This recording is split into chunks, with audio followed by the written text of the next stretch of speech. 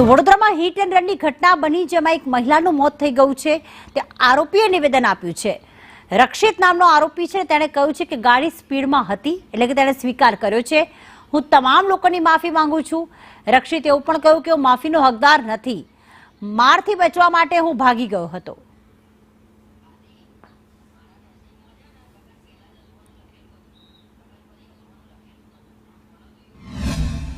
मैं सुरेश के घर से मतलब जो कि गधेड़ा सर्कल है वहाँ से निज़ामपुरा जा रहा था। करेली बाग पहुँचा। करेली बाग में वहाँ पे बड़ा सा गड्ढा था और हम लोग थोड़ी सी स्पीड में थे, 50-60 की स्पीड में थे और वहाँ पे एक स्कूटी थी और एक कार थी। बीच में हम लोग निकलने की कोशिश की, निकल जाते लेकिन हल्की स्कूटी आगे हुई, वो टच हुई, एयर बैग खुल गया। फिर उसके एयर बैग खुलने के बाद आगे होते गए हम लोग। 7 लोगों को इंजर किया है, क्या कहना चाहोगे?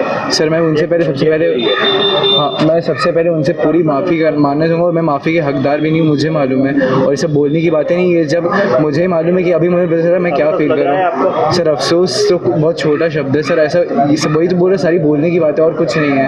मेन जो मैं फील कर रहा हूँ मुझे पता है, क्योंकि मैं अभी यहाँ से बाहर निकला हूँ। सबसे पहले अगर मैं बाहर निकलूँगा यहाँ से, पहले उनके फैमिली